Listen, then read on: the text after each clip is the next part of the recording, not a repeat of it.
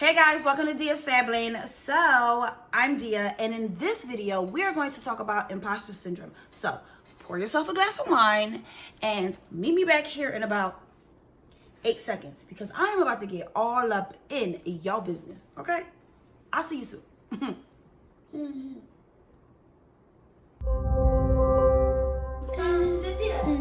This is how long is the window. You measure it, Pop? Job, broski.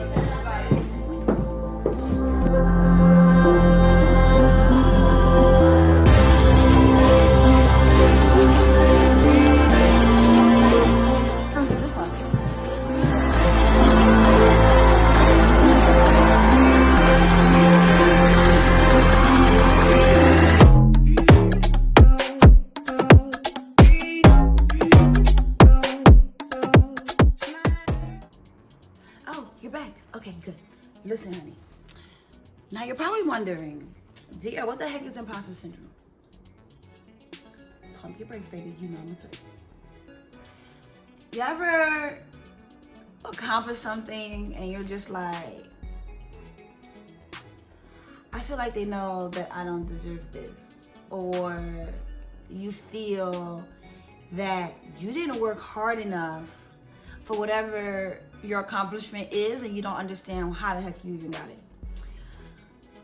You're forgetting about all of your countless hours that you've invested, all of the hard work, blood, sweat, and tears, commitment that you've invested into you accomplishing and reaching this new height. But you feel like you don't deserve it. Why not? You feel like this probably should have gone to somebody else. How the heck did I get it? Clearly these people made a mistake. No way did they really give this position, did they really give this career to me? Are you sure? You ain't make a mistake? You ever felt like that? That's called imposter syndrome. And it's ass. It is. You know, it's so crazy because us humans, we have so many things in common, and yet we insist on highlighting the little small things that makes us unique. We want to fight against those things. Object. Celebrate the uniquenesses. We're so much alike. Celebrate the differences. So, imposter syndrome is not something that is limited to race, age, gender. Everybody falls victim to imposter syndrome one way or another, unfortunately. Psychologist Pauline Rose Clance was the first to study this damn phenomenon. Is it a phenomenon? Hey Google, what is a phenomenon? Here's the definition of phenomenon. A fact or situation that is observed to exist or happen, especially one whose cause or explanation is in question. It's a phenomenon.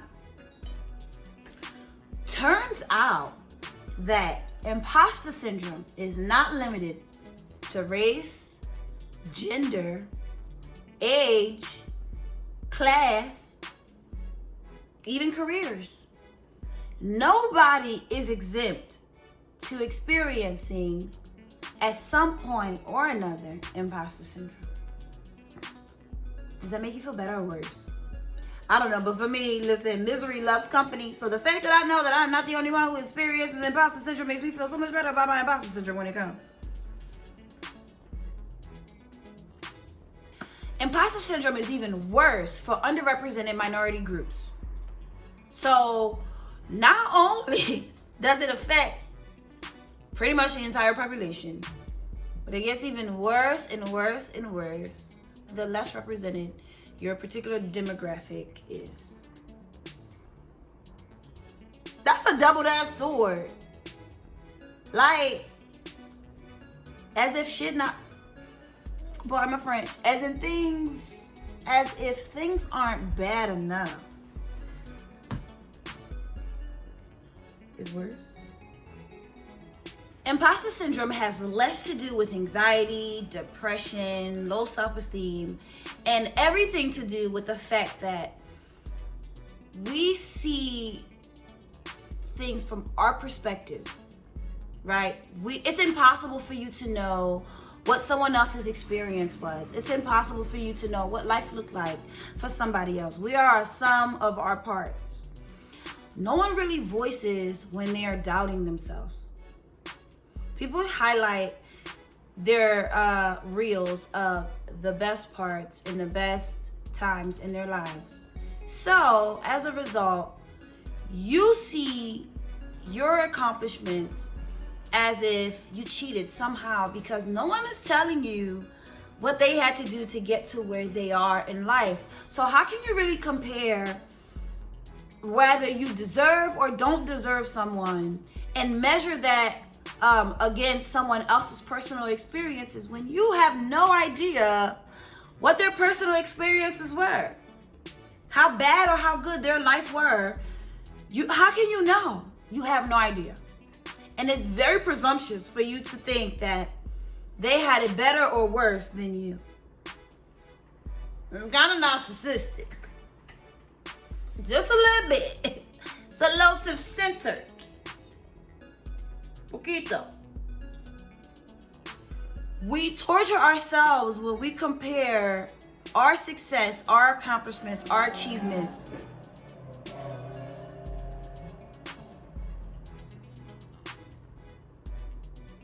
to people's outward success when we have no idea about their internal demons. We all have them. So now that you know that imposter syndrome is common amongst humans, you can stop giving yourself such a hard time now, okay? I'm giving you permission to stop. It's okay. You are doing the best that you can. Everything that you have, you earned it. All of your steps, all of the hardships, all of the times where you're just like, what the is going on? All of the steps back that you had to take. All of the mistakes that you made and you had to learn. The obstacles, the hurdles, the hoops. All of it led you here. Celebrate it. You deserve it. You worked for it. It's yours. It's yours. It belongs to you. This is your moment. Be okay with it. It's so crazy because, you think that your journey has to be just so difficult, and you gotta have skin in the game. You gotta have all these bumps and these bruises, and you gotta hit rock bottom and struggle, wear the daggone cross and your hands hammered to the cross and walk like Jesus did, for you to say that it's okay for you to celebrate some accomplishments. Why? It's okay. It doesn't have to hurt every time. Why do you feel that in order for you to have something good, you have to sacrifice so many things and you just undeserving? That comes from somewhere. You have what you have because you work for it. When you work for something and you want something so bad, the universe conspires so that you can get the thing that you want. The universe works together for you to get what you want when you put the pedal to the metal. You want it bad enough, and the universe sees it. It's yours. That's why you got it. Listen, I'm not going to lie to you and tell you that imposter syndrome is just going to miraculously disappear when you reach some type of momentum or you reach this height within your career. I'm not going to lie to you, because across career goals, from Oprah to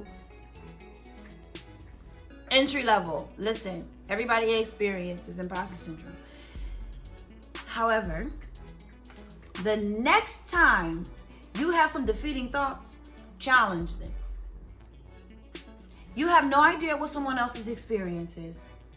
You only know what your journey was. Ask yourself, why do you feel like you don't deserve it? Ask yourself, why do you feel that you had to pretty much lose a daggone limb in order for you to say, okay, this belongs to me? Think about all of the hard work. Think about all of the things that you have done leading to this point. Think about all of that. Think about your journey. Your journey is valid. Your journey was not in vain. Your journey is unique to you. And now you are reaping the benefits, the fruits of your labor. Celebrate that. It's yours.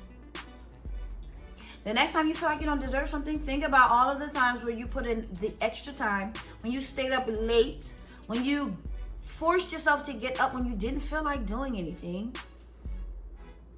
Reminisce about all of those times, and you will quickly see how you deserve it. You deserve it. You deserve it. You deserve it. You deserve it. I've even suffered from imposter syndrome. I remember back in 2014, I started my YouTube channel. And when I started, I originally started as like a beauty blog, hair, makeup. And I was getting about 20, 25,000, 30,000 views on my videos. And when I started YouTube again this year, I was going through my old videos and I'm looking like, what the heck? Why the heck did I stop? Because people who started YouTube around the time that I started, their careers have skyrocketed. They've accomplished so many great things. And I mean, there's no hate. Like, I love seeing people win.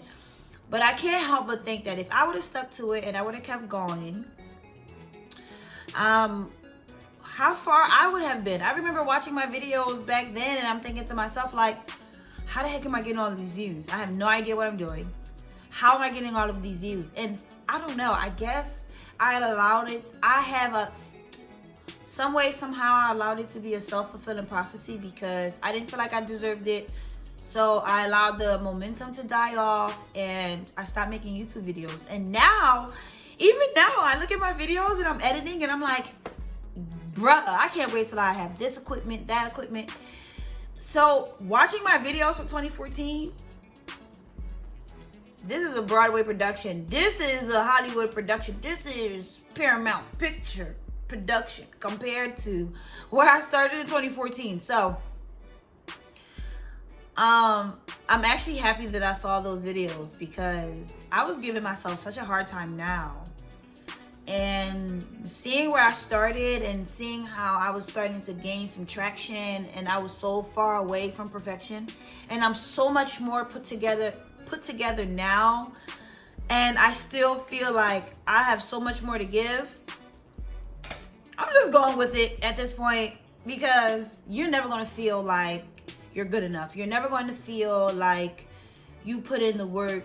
You're always going to feel like there's something else that you can do that's better. That's just the critical side of you.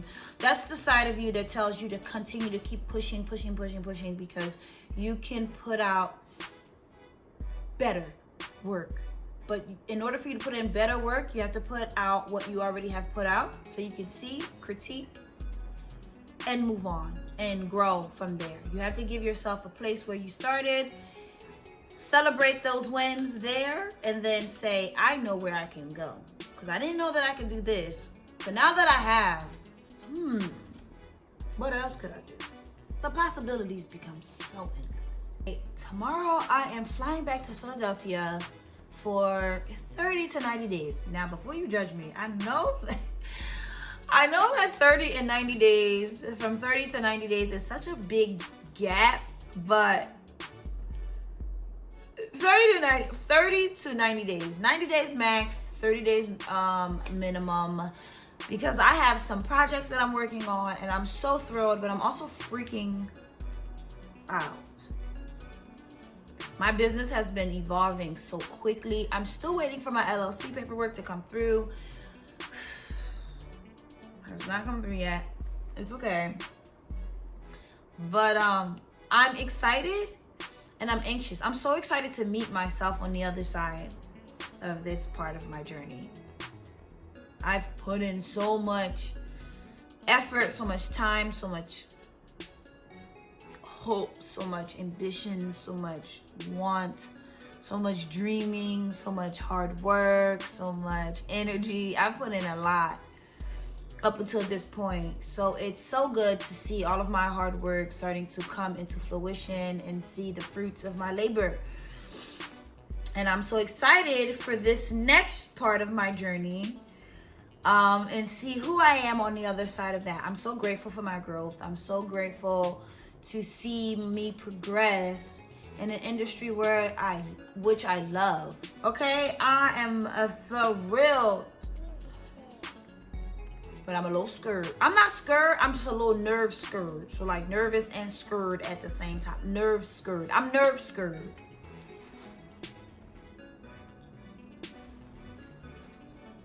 And not to mention the fact that the East Coast is cold, and I do not like the cold. That's the reason why, one of the reasons why I moved to California. To get the heck away from the cold. So the fact that it's cold. It was 75 degrees today. It's 28 degrees in Philly.